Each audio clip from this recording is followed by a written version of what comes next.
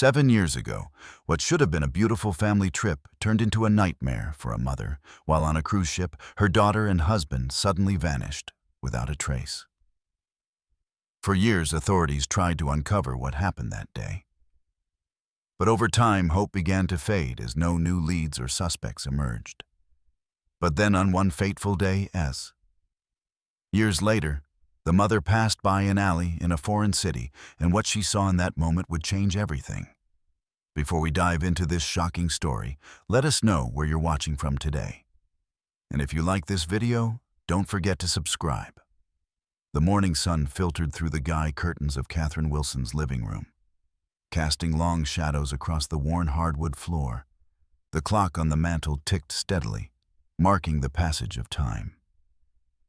Catherine Wilson sat in her living room, her eyes fixed on Detective Mark Holloway as he delivered the news she had dreaded for 7 long years.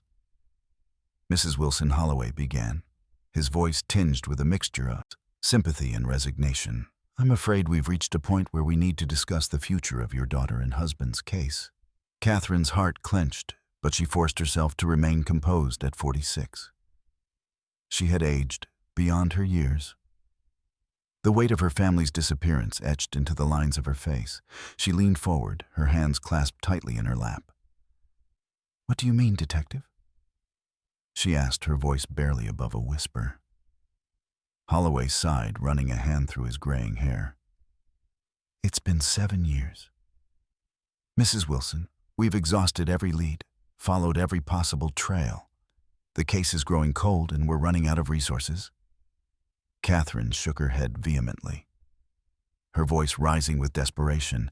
"No, please, Detective, you can't give up. CLA and Daniel are out there somewhere. She's 25. Now she might see one of the posters I've been putting up on the street or in the internet. We can't stop looking." Her eyes moved to the family photos that adorned the walls, their smiling faces a stark contrast to the heavy atmosphere that permeated the room. The detective's eyes softened with compassion. "I understand your persistence, Mrs. Wilson, but you have to understand our position over the years. We've received countless false leads and spam calls. Each one takes time and resources to investigate, and it's taking away from other active cases." Catherine's gaze fell to the coffee table where a thick folder lay open, filled with old evidence and reports. She reached out her fingers, brushing against the worn edges of the papers. "We've come so far," she murmured. "We can't let all this work go to waste." Holloway leaned back in his chair, his expression grave. "Can you walk me through what happened that day? One more time. Sometimes revisiting the details can spark new insights." Catherine nodded, taking a deep breath. She told this story countless times, to police, to reporters, to well-meaning friends and neighbors. Each retelling was like reliving the nightmare. But she clung to the hope that someday, somehow, it would lead to answers. "We were on a Caribbean cruise." She began, her voice distant, as she recalled the events of that fateful day. It was supposed to be a wonderful family vacation, something we'd been planning for years. She paused, her eyes unfocusing as she lost herself in the memory. The sound of seagulls and the smell of salt air seemed to fill the room, a ghost of that last happy day. We had docked in Curaçao, one of the stops along our route through the Dutch Caribbean. Daniel and I sat at a small cafe near the port. The tables were arranged along the cobblestone street. I remember the vibrant, colorful buildings all around us. It felt like a scene straight out of a postcard. Catherine's voice cracked slightly as she continued. "CLA, she wanted to take a short walk alone. She was 18, and we thought it would be safe. The sun was shining there. Were people everywhere. How could we have known?" Holloway nodded encouragingly, jotting down notes as Catherine spoke, his pen scratched against the paper. The sound unnaturally loud in the quiet room by the time we finished our drinks. About 15 minutes had passed, and we were ready to head somewhere else. Daniel told me he was going to look for CLA while I paid the cashier. She still hadn't come back. I saw him walk out of the cafe trying to make a phone call. I assumed it was to CLA, but Daniel, he never came back either. I searched for them around the beach and market area until evening. It had been about 2 to 3 hours since I had last seen him, right up until the ship was supposed to depart. I tried to reach them both, but none of them picked up my call. When I realized they were both gone, I reported it to the crew. Security. Catherine's hands trembled as she recalled the panic of that moment. They searched the ship, questioned passengers, but there was no trace of Claire or Daniel. It was as if they had simply vanished. Into thin air, the crew's management told me to board the ship so we could continue the discussion inside. They promised to contact the Karaka authorities, but I was terrified of leaving them behind on the island. Holloway's brow furrowed as he considered the information. The jurisdictional issues certainly complicated matters with the ship in international waters and the disappearance occurring on a foreign island. The response was slower than it should have been. He pulled out a document from his briefcase, the paper crisp and official-looking. We've been in close contact with the Dutch authorities and Interpol all these years. Claire and Daniel's details are in Interpol's database flagged as high priority. Catherine leaned forward, a flicker of hope in her eyes. So they're still actively searching. Holloway hesitated, choosing his words carefully. I have to be honest with you. Amsterdam Interpol has lowered the case's priority, Mrs. Wilson. This is what I came here to tell you. Without new leads, resources have shifted elsewhere. Cases like this, they become more challenging to solve with each passing year. They'll alert us if any new information comes to light. The hope in Catherine's eyes dimmed but didn't extinguish entirely. She straightened her back, her voice taking on a determined edge. I'll pay more for the investigation, she said. Whatever it takes, just please don't let the case go cold. Holloway shook his head gently, his expression softening with sympathy. It's not about money, Mrs. Wilson. We've done everything we can, but we have to prioritize our resources, and after 7 years... But how can they find my family if they don't actively search for them? Catherine interrupted her voice. Rising with frustration, the calm facade she had fought to maintain began to crack, exposing the raw pain beneath. The detective stood, gathering his papers, a movement that seemed to signal the end of their meeting, and with it, the fading of another thread of hope. I promise you, Mrs. Wilson, even though Interpol in Amsterdam has lowered the case's priority, my team here in Orlando will keep an eye out if anyone comes forward with information. We'll follow up immediately. I'll give it another year of active searching. But after that, he trailed off, leaving the harsh reality unspoken as Holloway prepared to leave. He turned back to Catherine, his expression softening. Stay strong, Mrs. Wilson, we're doing everything we can. Don't give up hope yet. With those final words, the detective excused himself. Catherine remained seated, surrounded by the remnants of her shattered family and the fading hope of their return. The ticking of the clock on the mantel continued, a relentless reminder of the time that had passed and the uncertain future that lay ahead. As the front door closed behind Detective Holloway, Catherine remained motionless on the couch, her gaze fixed on the stack of missing person posters sitting next to her printer. The faces of CLA and Daniel stared back at her, frozen in time there. Smiles, a painful reminder of happier days. With a deep breath, Catherine pushed herself to her feet. She moved to the printer and gathered the posters, sliding them into a large manila envelope. The routine was familiar, almost comforting in its repetition. How many times had she done this over the years? How many posters had she hung? How many strangers had she approached with her story? She grabbed her bag and phone, pausing only to check her reflection in the hallway mirror. The woman staring back at her looked tired, worn by years of uncertainty and grief. Gray streaked her once golden hair. Hair and lines creased the corners of her eyes and mouth. Catherine stepped out into the warm Florida morning, the humidity already beginning to build. She climbed into her car, the familiar leather seats offering little comfort. As she settled in, her eyes were drawn to the photograph tucked into the sun visor, a snapshot of happier times, capturing her CLA and Daniel on the deck of the cruise ship, their faces Al light with excitement for the adventure ahead. The sight of the photo triggered a maelstrom of emotions. Within Catherine, anger, grief, and a profound sense of loss crashed over her like a tidal wave. Her hands gripped the steering wheel tightly, knuckles turning white as she struggled to contain the turmoil within. Suddenly, the dam broke.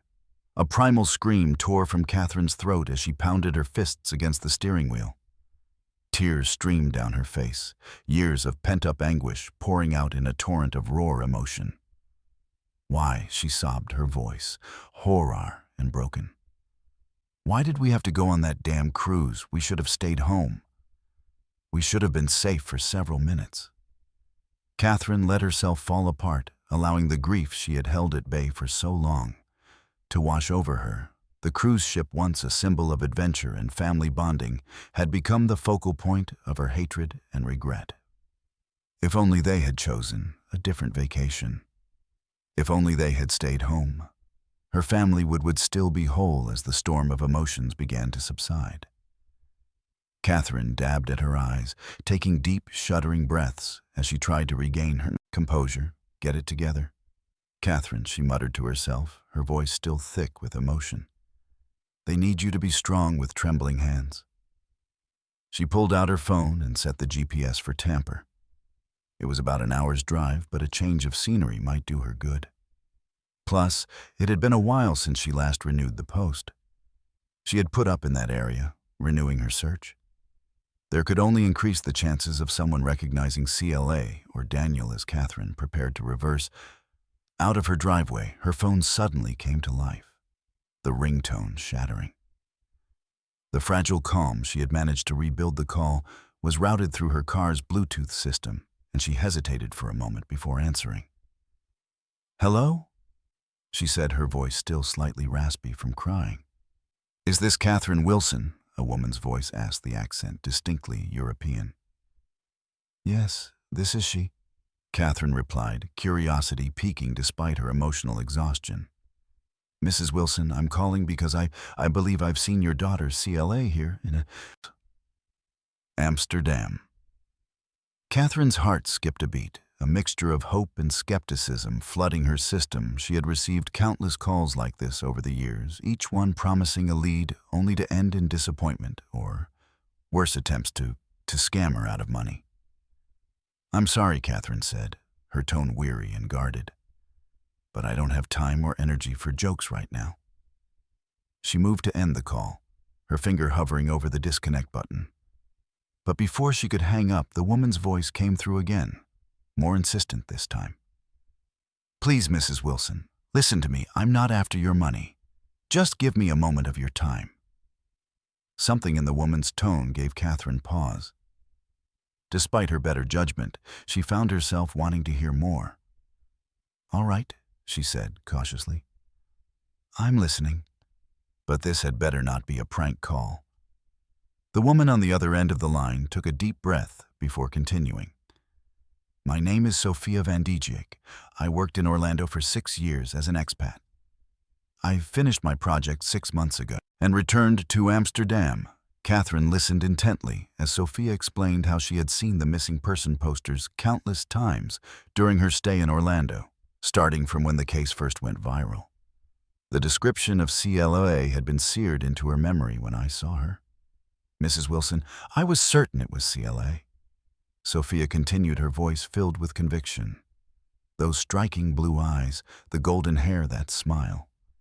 It all matched the posters I'd seen so often. Catherine's heart raced as she processed this information. "Where did you see her?" she asked, barely daring to hope at a bar. "Here in Amsterdam," Sophia replied. "She was with a man." Catherine's mind immediately went to Daniel. Could it be possible that they had been in Amsterdam all this time? But when she asked Sophia to describe the man, her hope faltered. He was younger, muscular, Sophia said. As Catherine absorbed this information, a whirlwind of questions and possibilities swirled in her mind. If it really was CLA, where was Daniel? What had happened to them over the past 7 years? Despite her skepticism, Catherine couldn't ignore the spark of hope that had ignited within her. She had to pursue this lead, no matter how slim the chances might be. M. Van Jake. Catherine said, her voice steady, despite the tremor in her hands. I need you to do something for me. If what you're saying is true and you're serious about this, please go to the Amsterdam police station and file a report. The local police here in Orlando are connected to the Amsterdam authorities through Interpol. If you make a report, it will be flagged and brought to their attention. Sophia's response was immediate and reassuring. Of course, Mrs. Wilson, I meant what I said. I'll go to the police station right away as the call was about to end. Catherine found herself asking one more question, her voice barely above a whisper. Are you certain about what you saw? Because if you are, I'll fly to Amsterdam today. Sophia paused for a moment before replying, her tone warm and supportive, yes. I'm about 90% sure, and if you do decide to come, please reach out to me. We can meet up, and I'll be happy to help you in any way I can, with profuse thanks and a heart full of cautious hope. Catherine ended the call. She sat in her car, adrenaline coursing through her veins as she contemplated the decision before her. Part of her wanted to laugh at the absurdity of it all. The idea of flying halfway across the world based on a phone call from a stranger. But another part, the part that had never given up hope of finding CLA. And Daniel was already planning the trip as she put the car in. Reverse Catherine's mind raced with possibilities. She chuckled softly, imagining the scenario of meeting this kind-hearted woman in Amsterdam, following her to a reunion with CLA. But just as quickly, doubt crept in. Reminding her of past disappointments, she remembered the incident 3 years ago, when someone had claimed to have seen CLA in Hawaii. That wild goose chase had ended, not just in heartbreak, but with Catherine becoming the victim of a robbery. Shaking her head to dispel the negative thoughts, Catherine concentrated on the road ahead. The woman who had called Sophia sounded sincere, far more so than the young man from Hawaii who had reached out to her years ago. If Sophia really reported this to the Amsterdam police, there was a strong chance she wasn't lying. Her emotions were in a whirl. But Catherine knew that if she didn't take this seriously, no one else would, with Interpol lowering the priority of her case and the Orlando authorities giving it just 1 more year. She knew she had to give it everything she had. As she drove towards the police station, Catherine reached for her phone once more. She dialed Detective Holloway's number, her heart pounding as she waited for him to answer. Detective Holloway, this is Catherine Wilson. Are you at the station? I have a new lead and will be there in 10 minutes. Yes, I'm on my way. I'll see you soon, thanks. Catherine's car pulled into the parking lot of the Orlando Police Department, the tires crunching on the sun-baked asphalt. She sat for a moment, the engine idling as she gathered her thoughts. The weight of the past 7 years pressed down on her shoulders, but the spark of hope ignited by Sophia's call propelled her forward with a deep breath. Catherine stepped out of her car. The Florida heat hit her like a wall, the humidity clinging to her skin. She made her way into the station, the blast of air conditioning a welcome relief.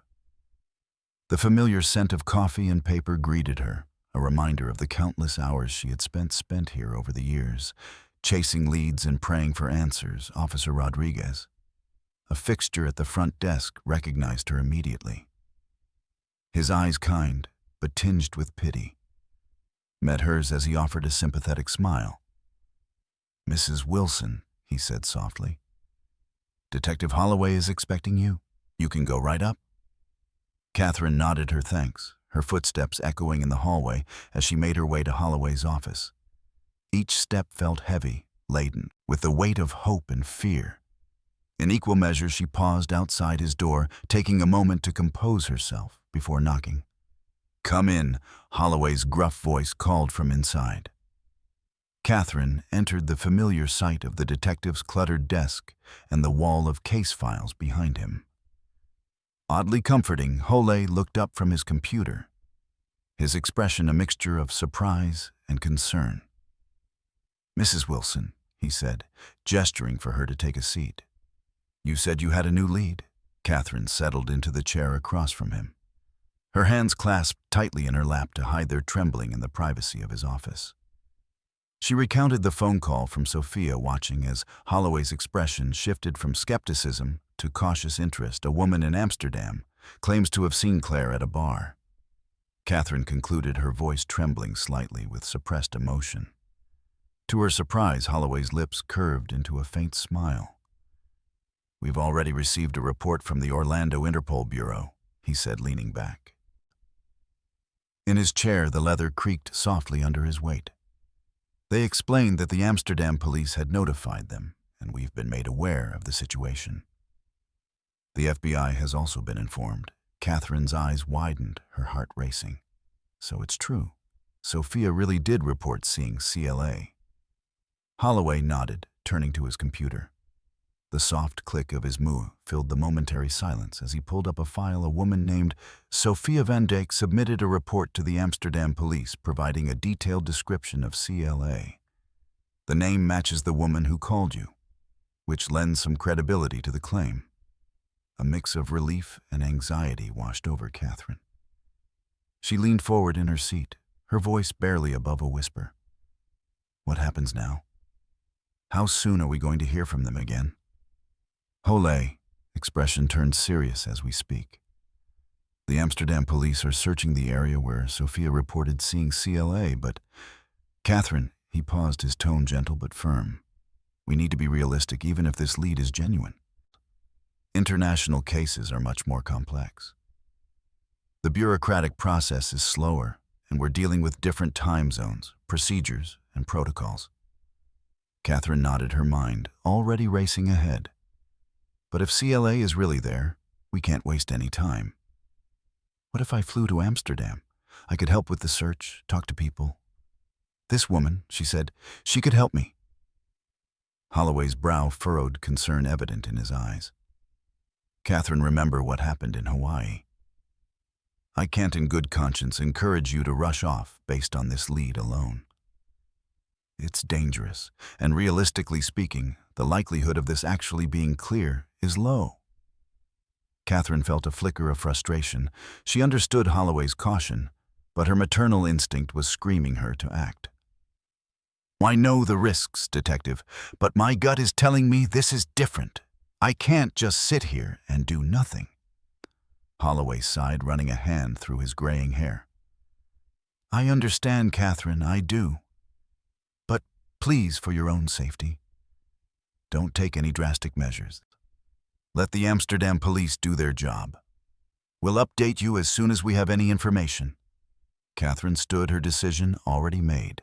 Despite Holloway's warnings, she made her way to the door, pausing with her hand on the handle. "Thank you, Detective Ive."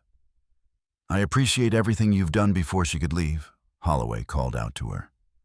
"Catherine, please stay home or go put up those posters if you need to do something, but don't do anything rash. It's dangerous, even for your own safety." Catherine nodded, not trusting herself to speak. She left the station, the cool air inside giving way to the oppressive heat of the Florida afternoon as she climbed back into her car. Her mind was already racing with plans. She pulled out her phone, her fingers moving swiftly over the screen as she searched for flights to Amsterdam.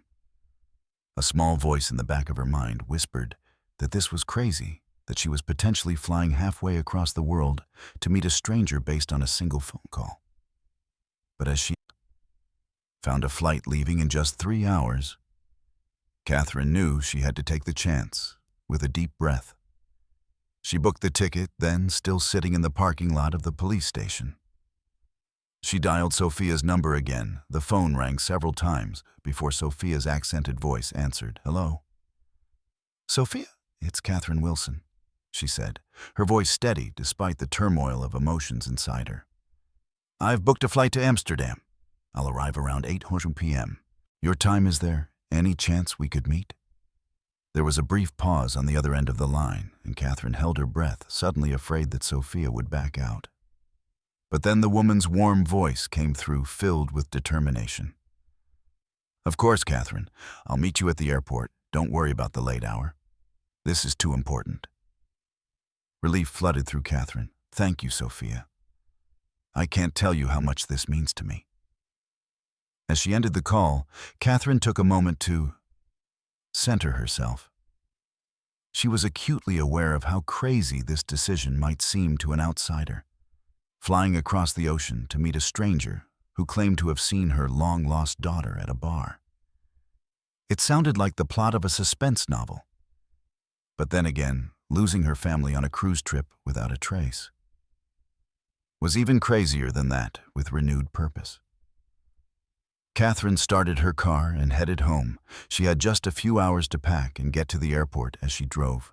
Her mind raced with possibilities. What if this really was the lead that would bring CLA home? And if it was CLA, where was Daniel? What had happened to them over these 7 long years? The questions swirled in her mind, but Catherine pushed them aside.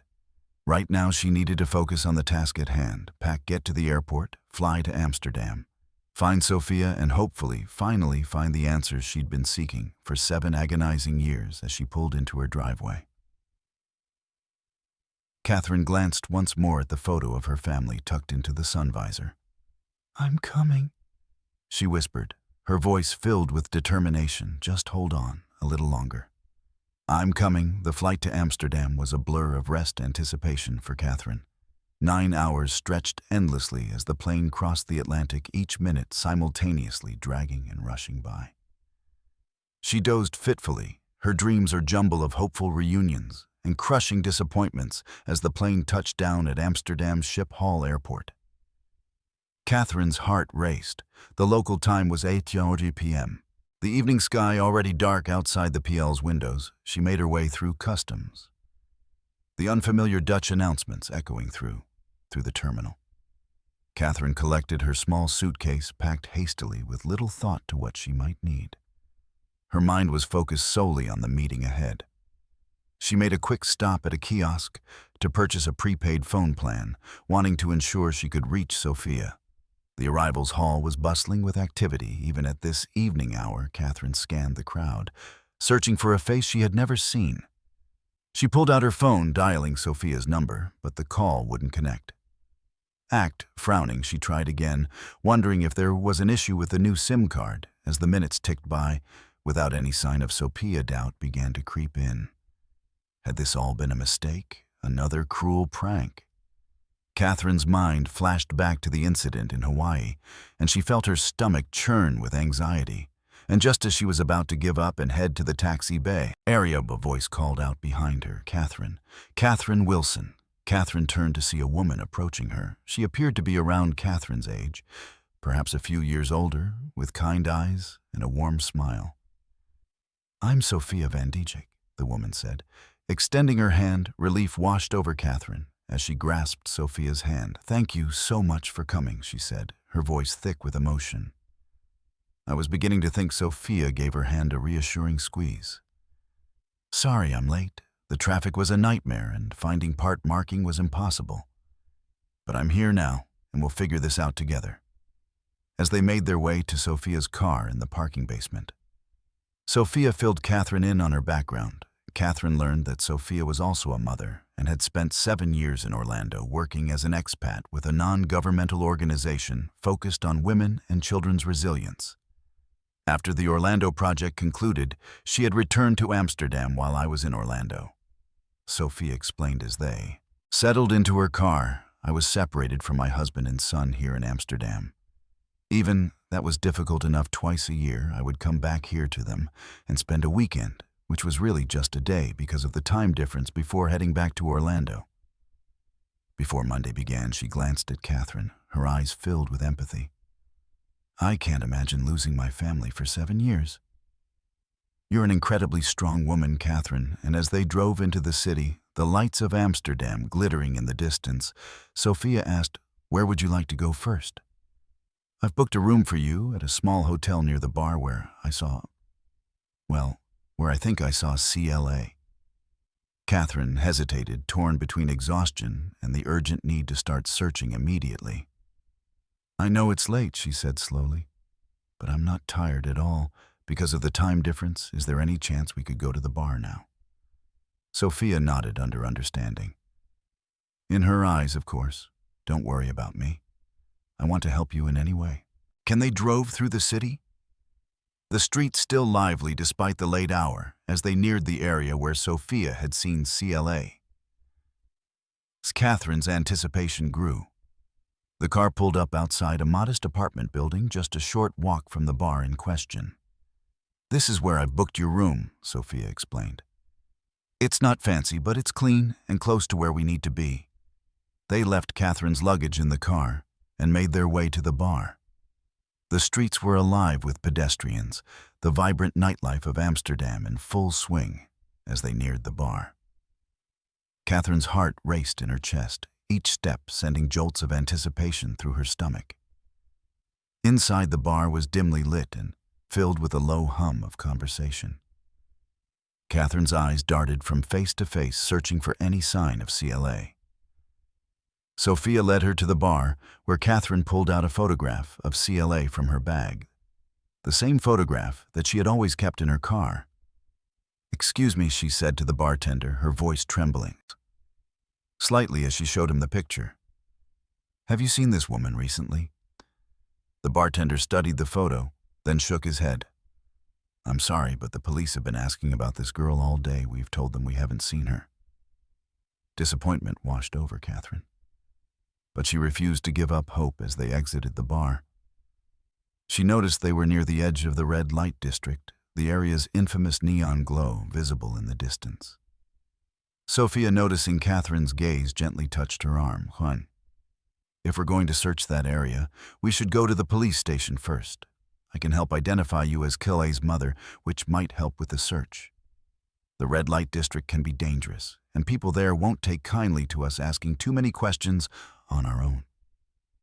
Catherine nodded, acknowledging the wisdom in Sophia's words. They returned to the apartment to drop off Catherine's luggage and complete the check-in process. Catherine insisted on paying for her own room, thanking Sophia for handling the arrangements. Once that was done, they set out for the police station. The evening air was cool as Catherine and Sophia walked side by side, the hum of Amsterdam's vibrant streets surrounding them. The police station was only supposed to be a 10-minute walk from where they were. But Sophia suggested they take a shortcut through the red light district to cut the time in half. It was a route Catherine hadn't intended to take. But with the urgency of their mission, she agreed. As they made their way through the narrow streets, the district alive with neon lights, pulse of electronic beats from nearby clubs, and the mix of languages in the air felt like an entirely different world. People meandered about, seemingly indifferent to the atmosphere as they passed colorful windows that displayed a stark contrast to what Catherine was used to. The street was busy, but the alleyways they cut through felt quieter, more isolated. Catherine was lost in her thoughts, her footsteps quickening as she tried to ignore the discomfort that crept up in the pit of her stomach. The district felt foreign, unsettling, in a way that she couldn't shake off. Sophia walked ahead of her, and Catherine, distracted, didn't realize she was gradually falling behind. She felt the city's energy pulse, but she wasn't entirely present, her mind spinning with questions. Was CLA really here? Is she safe? What kind of life has she been living? Could they possibly be close to finding her? Suddenly, Sophia froze in place. Catherine didn't notice right away, caught up in her own head. It wasn't until she heard Sophia call out to her that she stopped and turned around, realizing she had walked several meters ahead. "Hey, see, come back." Sophia called, her voice thick with something Catherine couldn't place. She turned quickly, a twinge of guilt rising in her chest for not staying closer. When she reached Sophia, she noticed the way Sophia's eyes were locked onto one of the windows down the alley. "What's going on?" Catherine asked, looking confused. "The police station is that way, right?" But Sophia's gaze remained fixated on the window, and Catherine followed it.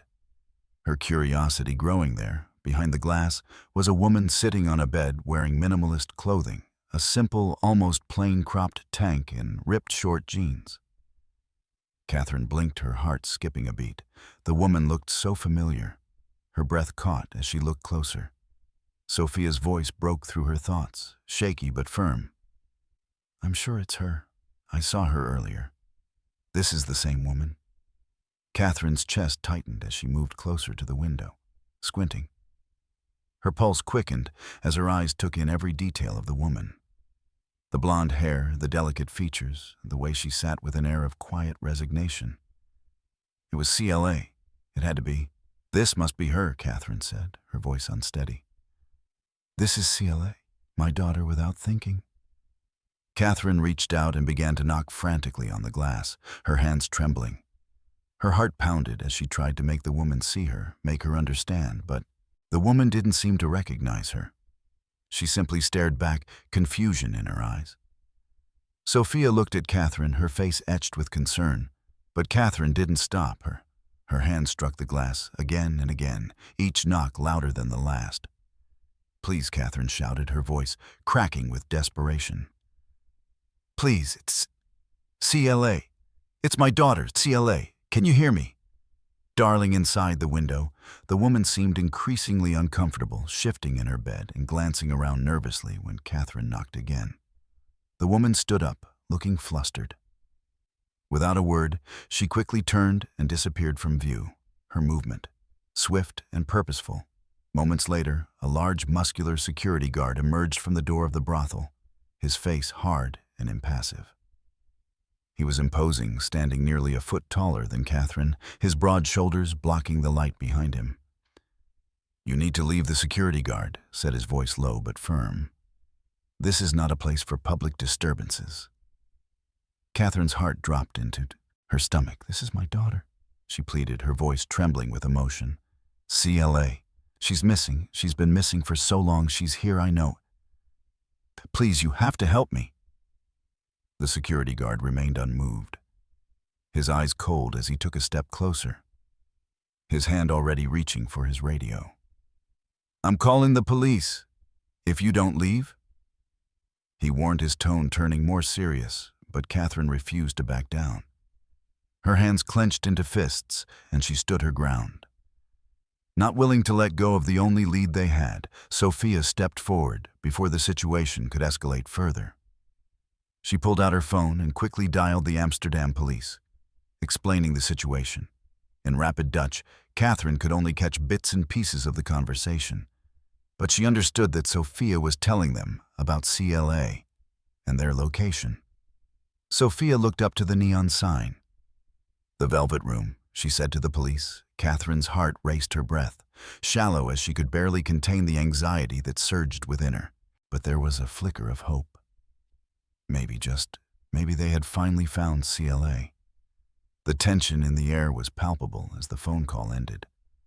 Sophia turned to Catherine, her expression calm but urgent. The police are on their way, she said, her voice steady despite the situation. The station's nearby. They'll be here soon. Catherine nodded, her fingers trembling as she clutched the photograph, waiting for the sound of sirens to signal relief. Just as she was about to speak, a man emerged from the brothel. His eyes scanning the scene, he noticed the commotion right away. His gaze locking on Catherine and Sophia, he strode over to them with an air of authority, his expression hardening as he addressed them. You're scaring my customer. He snapped, his tone dismissive. And my staff, you need to leave. Catherine stiffened, her heart racing, but before she could respond, Sophia stepped forward, her voice calm yet firm. We're looking for that woman, she said, pointing toward the window where CLA, or whoever she was, still sat. The one inside. We believe she's the missing person we've been searching for. Catherine's pulse quickened as she added, her name is CLA. She's my daughter, please, we need to speak to her. The man's lips twisted into a sneer as he scoffed. Her name's not CLA, he chuckled, shaking his head. Her name's Tracy. You're mistaken. She's not who you think she is. Sophia didn't flinch at his words. She continued to stare at him, her gaze unyielding. But Catherine's legs felt like they might give out beneath her. She had to be wrong, right? This had to be clear. But just as they were about to argue further, the distant sound of sirens reached their ears. Growing louder with each passing second, the man's demeanor shifted. In an instant, his face paling as he shot a quick glance over his shoulder toward the brothel. His eyes flickered back to Catherine and Sophia, a look of panic creeping into his expression. Without another word, he dashed toward the entrance, slipping back inside. But not before grabbing the woman Tracy by the arm, pulling her toward the back door as if he intended to flee with her. Catherine's heart pounded in her chest. "No, stop!" she cried. But the man didn't seem to hear her, his grip tightening around the woman's arm as he pushed toward the exit. Before they could react, the sound of heavy boots pounding against the ground echoed in the street. The police had arrived. Officers stormed into the brothel, their presence commanding and resolute. "Stop! Put your hands in the air!" one of them shouted as they advanced toward the man and the woman. Tracy, who was still struggling to break free from his hold, the man froze his back to the officers. With his hands raised, he slowly turned to face them, a cocky smirk on his face as he attempted to dismiss the situation. "These women are crazy," he said, his voice dripping with mockery. "This girl's name is Tracy, not CLA. They've got it all wrong. She's not missing." The officers remained impassive, their eyes narrowing as they assessed the situation. "We need to see some identification," one of them said calmly, "and we'll need to speak to her as well." The man's smirk faltered in a split second. Catherine saw the flicker of fear in his eyes before anyone could react. He turned on his heel, attempting to make a run for it through the back door. But the police were quicker. One of the officers lunged toward him, grabbing him by the arm before he could get more than a few feet. With a swift motion, they wrestled him to the ground, the sound of cuffs clicking shut, echoing through the alley. The man was arrested in seconds, his attempt to flee thwarted. Meanwhile, Catherine's eyes remained fixed on the woman, the one she believed was CLA. The woman Tracy was still standing there, her face a mask of confusion and fear. The officers moved in quickly, speaking to her, but Catherine could barely hear the words. All she could focus on was the woman's face, searching for any sign that would confirm or deny what her heart was desperately hoping for. Sophia stepped closer to Catherine, her hand gently resting on her shoulder. "It's going to be okay," she murmured. But Catherine barely heard her. Her mind was consumed by the one thought that kept repeating over and over. Is this really CLA? The atmosphere outside the brothel was charged with tension as an officer led the young woman and the man out of the building.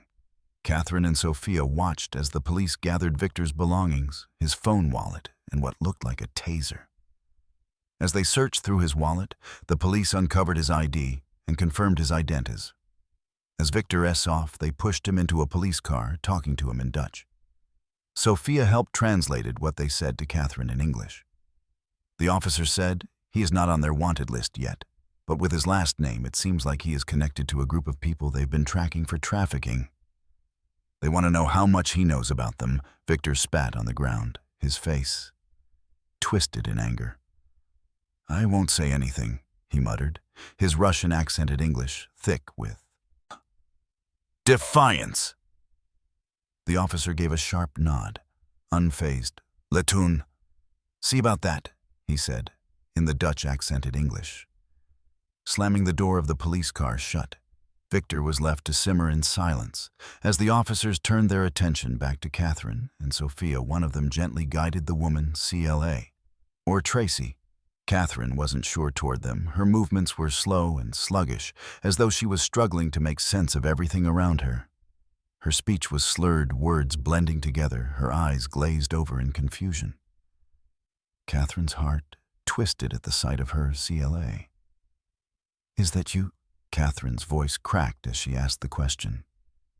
Her eyes scanning Tracy's face with a practiced intensity, she noticed how the woman's eyes, not fully focusing on her, staring blankly at the street.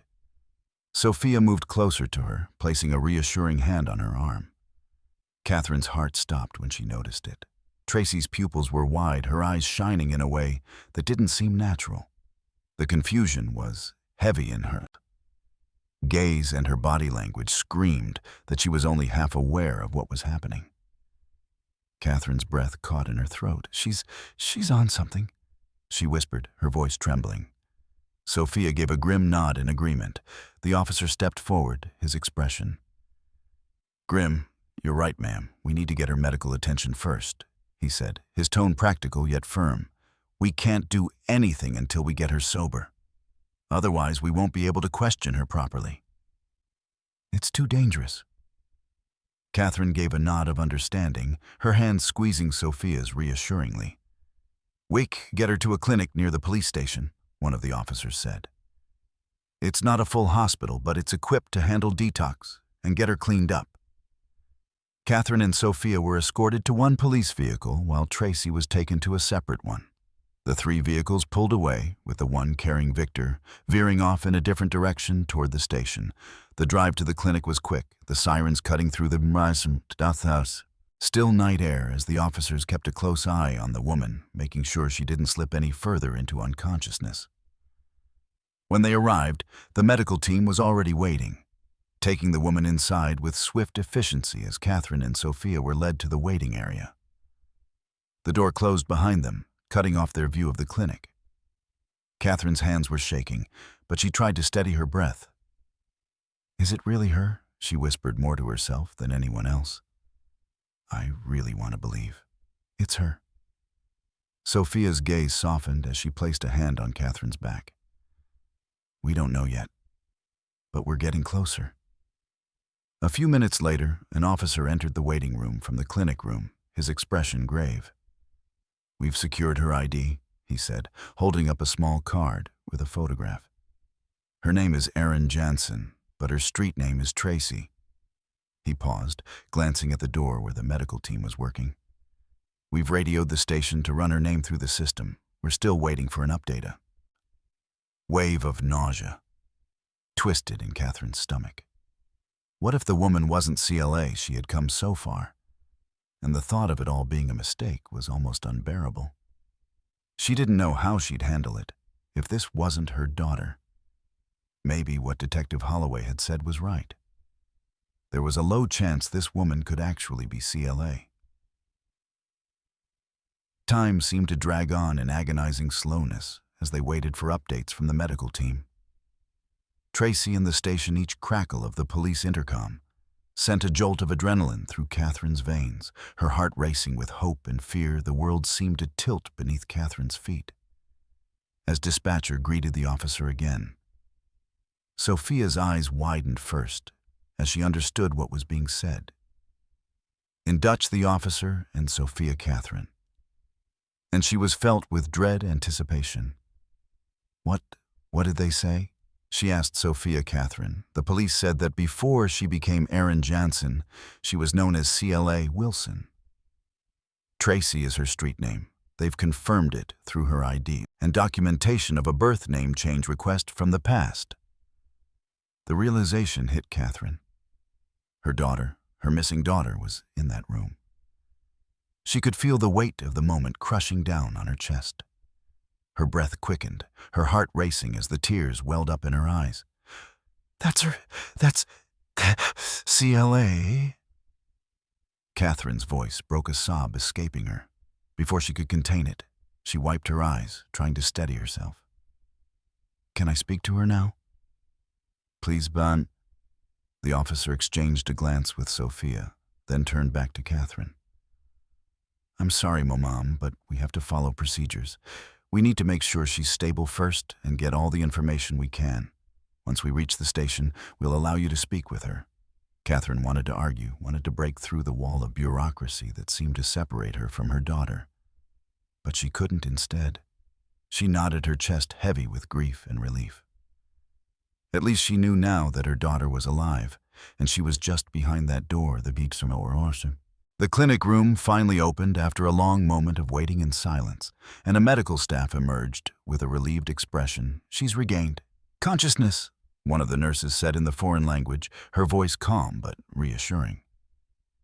The police officers exchanged glances before turning to Catherine and Sophia. Catherine stood from her seat. "Please wait here," one officer instructed, gesturing for them to remain in the clinic's waiting area. "We'll take it from here." Sophia watched as Catherine paced around the room, picking on her nails. the tension in the air thick and heavy. Both of them clinging to a fragile thread of hope. They could hear muffled voices from inside the room. But the words were indistinct. Time seemed to stretch endlessly as they waited. But the door eventually opened again. The officer who had been inside stepped out, his face. "Grim, she's ready," he said, gesturing for the young woman to be escorted. As they led Tracy out of the room, her eyes darted around in confusion, as if trying to make sense of her surroundings. She hesitated before speaking up, her voice soft yet filled with fear. "Am I in trouble?" she asked, looking down at her arms, which still showed the faint remnants of bruises. "Am I in trouble for the drugs?" "Where's Victor?" Catherine's heart clenched. At the mention of Victor, the officer responded without hesitation, his tone firm but factual. "Victor Soff has been arrested on suspicion of human trafficking and exploitation. He's connected to a larger group, the leader of which is Lothar Soff. He won't be troubling you anymore." At the mention of his name, Tracy's eyes widened and she stood, frozen. But then as her gaze shifted, she locked eyes with Catherine. Her voice faltered as she whispered, "Mom, is that you?" Catherine's breath hitched, tears welling in her eyes. She could hardly believe it. After all these years, after all the heartache, her daughter was standing before her and recognized her. A tremble ran through her as she nodded, her voice thick with emotion. Yes, Claire. It's me." "Catherine, I've missed you," without another word. Claire rushed into Catherine's arms, pulling her into a tight embrace. Catherine held her daughter with all the love and relief she had been storing up for so long. "I'm so glad to see you," Catherine whispered, her voice breaking. "I never gave up." Never. The officers, witnessing the emotional reunion, gently guided the two women apart. Their voices soft but firm. "I'm sorry, I hate to disrupt the reunion, but we need to get moving. We'll continue at the station," one of them said. Catherine nodded, holding her daughter's hand tightly and never letting go. As they were guided outside, she only released it when they entered separate police vehicles, Catherine and Sophia in one and Tracy in another, before they all made their way to the station. When they arrived, they were led into an interview room, and Catherine could barely contain her emotions as she looked at her daughter, who had sat down still dazed, but now more alert. "I thought I'd never see you again," CLA said, her voice cracking. "I thought I had given up on you, Mom, that I would never get out of this nightmare." Catherine's heart shattered at her daughter's words, but she gently cued Claw's face. "I searched for you every day. Posters, the internet, I never stopped looking, never." CLA nodded slowly, her eyes filled with sorrow as she began to piece together her story. It was all so fast. She began, her voice more stable now, though still tinged with fear. "I was taken on Kurasa. When we were on that cruise, Dad saw me. He chased after the car, caught up just as it stopped in some alley. He tried to fight them off, but they overpowered him. There were 6 of them. They made him get in the car too. They took us to this warehouse, and he fought so hard to protect me. But they beat him, tortured him, and they killed him." Catherine's breath caught in her throat, her face pale with guilt and heartbreak. She had wondered, doubted even whether her husband might have been involved, but to hear CLA recount it in such painful detail shattered her world. "They drugged me," Claire continued, her voice empty and distant. "When I woke up, I had no idea where I was. I was just surrounded by men in black clothes, and there were other women too. In the room, all scared and crying. There were like 10 or 11 of us, maybe more. I can't even remember how many. It's all just a blur now." The pain in Catherine's chest intensified as CLA spoke, her voice faltering with each passing word. "The first 5 years were the hardest, CLA said softly. They They broke me. I was a model first, then a dancer in nightclubs. They sold me to many men like Victor. I can't remember much of those years. I was always drugged, always under their control. The officers listened attentively, typing her words into the system as CLA spoke, her eyes vacant as she relived those horrors. Catherine fought back the tears, but they came anyway. Her daughter had endured so much, and the guilt and sadness threatened to overwhelm her. The police nodded solemnly, absorbing the weight of her words. Although relieved to have found her, the situation remained heartbreaking. "We'll need to conduct a DNA test," one officer said, his voice firm. "We'll also reach out to authorities in Orlando, and immigration matters will be addressed tomorrow. Also, further questioning will be necessary. Claire may be able to provide valuable information about the other women or the men involved in the trafficking activities. We hope you'll be willing to cooperate with us," the officer said. His tone encouraging yet serious. Catherine and Claire both nodded. The weight of the moment sinking in, Sophia, who had been silently supportive throughout the exchange, turned to CLA with a warm smile. "I'm glad you two found each other again," she said. "I'm just glad to see you reunited." Catherine glanced at Sophia, her gratitude impossible to put into words. "You saved her, Sophia. You found her and brought her back to me. I can never repay you for that. I owe you a lifetime." Sophia looked at her, the weight of her words sinking in. "You don't owe me anything. You're a mother who never gave up. That's what matters." You kept fighting Catherine as the DNA samples were carefully collected. The officers discussed their next steps, how CLA's information would be processed, how they would begin the work of dismantling the trafficking ring that had held her captive for so long, and assured them that they would do everything they could to expedite the process. In that quiet moment, Catherine's mind wandered. She thought of all the years that had been stolen from her family, the grief she'd carried, the emptiness she'd felt, but now for the first time she could see a future with CLA. She squeezed Sophia's hand again, grateful for the support, the friendship, the unwavering strength, and as they stepped out of the police room, ready to face the next part of the journey, Catherine's heart was lighter than it had been in years. As they moved through the legal proceedings, Catherine came to understand that the path to recovery would be long and fraught with obstacles, but it would be worth every step. They would face it together. The weight of the years of pain might never fully lift, but they would find a way forward together. They would confront the scars, the trauma, and the addiction as they worked toward healing.